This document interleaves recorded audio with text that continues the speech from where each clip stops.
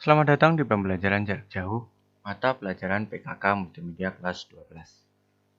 Pada video ini, kita akan membahas pokok bahasan pertama yaitu produk massal, dengan subbahasan yaitu perencanaan produksi massal. Sebagai seorang wirausaha, pasti melakukan proses produksi. Produksi bisa dilakukan dalam jumlah yang sedikit maupun jumlah yang besar. Produksi dalam jumlah yang besar disebut dengan produksi massal. Proses produksi pada awalnya berbasis kerajinan, namun sekarang sudah banyak menggunakan mesin.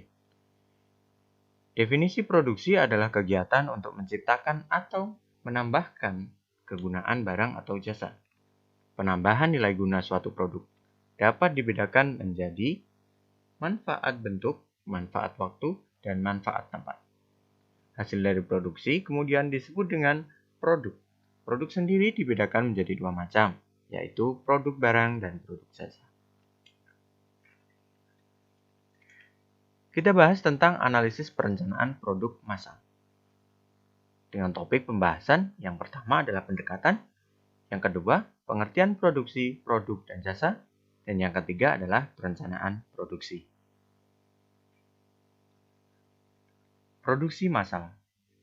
Proses produksi pada awalnya masih berbasis manufaktur kerajinan atau menggunakan cara manual dengan tenaga manusia pada proses intinya. Sehingga proses produksi membutuhkan waktu yang sangat lama.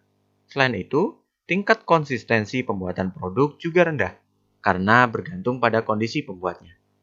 Namun, seiring dengan perkembangan teknologi, muncul era evolusi industri yang membuat proses produksi manufaktur kerajinan berubah menjadi menggunakan mesin. Proses produksi tersebut dikenal dengan produksi massal atau mass production. Produk yang dihasilkan melalui proses produksi massal memiliki variasi yang terbatas atau low variety, namun memiliki harga yang murah atau low price, dan waktu produksinya lebih cepat. Produksi massal disebut juga dengan produksi mengalir atau produksi terus-menerus, merupakan produksi yang dibuat dalam jumlah besar. Istilah produksi massal pertama kali dipopulerkan pada tahun 1926 melalui artikel yang ditulis di Encyclopedia Britannica. Artikel tersebut ditulis oleh seseorang yang bekerja di perusahaan Ford Motor. Sebelumnya, koran The New York Times menggunakan istilah produksi massal atau mass production di dalam judul berita utamanya. Konsep produksi massal dapat dijumpai di berbagai jenis produk, mulai dari produk makanan dan minuman, peralatan elektronik, kendaraan, dan lain sebagainya. Menurut Loudon, mass customization adalah kemampuan untuk menawarkan produk atau jasa yang disesuaikan secara individu dengan menggunakan sumber daya produksi yang sama seperti mass production.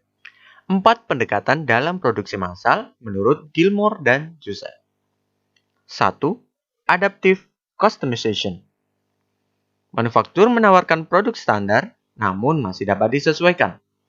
Produk yang dirancang dalam bentuk standar tersebut dapat dibuat sedemikian rupa sehingga pengguna masih dapat mengubahnya sendiri. Contoh adaptive customization adalah CPU. Dengan menambahkan teknologi di dalamnya, semisal overclocking, konsumen dapat menambahkan fungsi dalam produk tersebut. Yang kedua, cosmetic customization. Menyajikan produk dengan standar yang berbeda-beda untuk pelanggan. Pendekatan ini tepat ketika pelanggan menggunakan produk yang sama, namun berbeda cara penyajiannya untuk pelanggan yang khusus. Contoh cosmetic customization adalah power bank dengan kapasitas baterai yang berbeda-beda.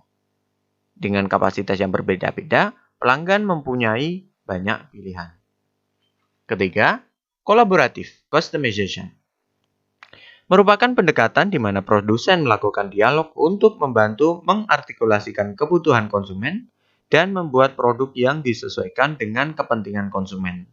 Contohnya, pada usaha clothing maker atau sablon, di mana pelanggan dapat berkonsultasi atau berdialog secara langsung dengan penjual mengenai pakaian yang ingin dibuatnya. Keempat, transparent customization.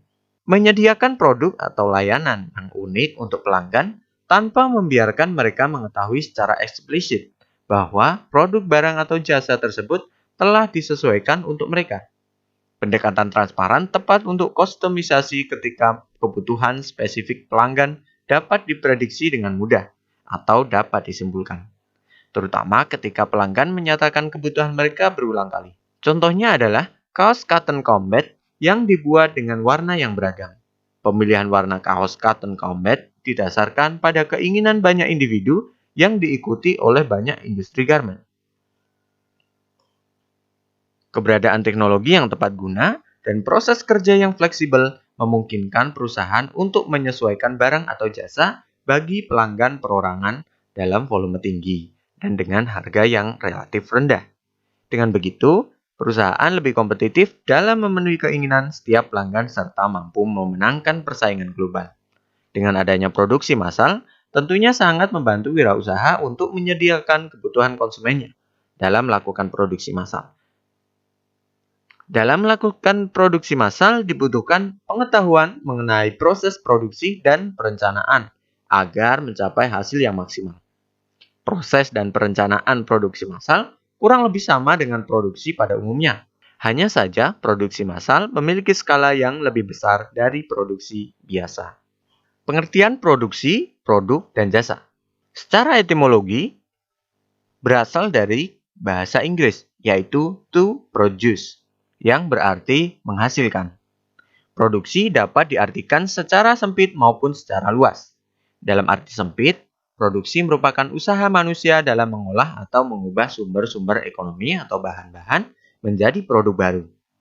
Sedangkan dalam arti luas, produksi adalah setiap kegiatan yang ditujukan untuk menciptakan atau menambah nilai guna atau manfaat suatu barang atau jasa yang dapat digunakan untuk memenuhi kebutuhan. Jadi, inti dari kegiatan produksi adalah menambah atau menciptakan nilai guna atau manfaat dari suatu barang atau jasa. Secara teknis, kegiatan produksi dilakukan dengan mengkombinasikan beberapa input untuk menghasilkan sejumlah output. Dalam pengertian ekonomi, produksi didefinisikan sebagai usaha manusia untuk menciptakan atau menambah daya atau nilai guna dari suatu barang atau benda untuk memenuhi kebutuhan manusia.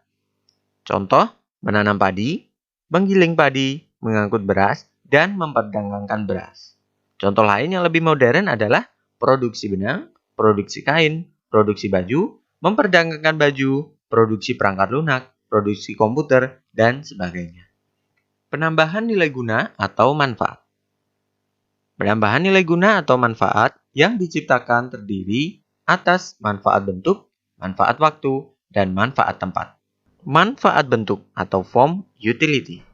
Seorang wirausaha membuka usaha pengolahan plastik bekas menjadi berbagai produk seperti bunga plastik, tas, karpet, hiasan rumah, payung, dan sebagainya.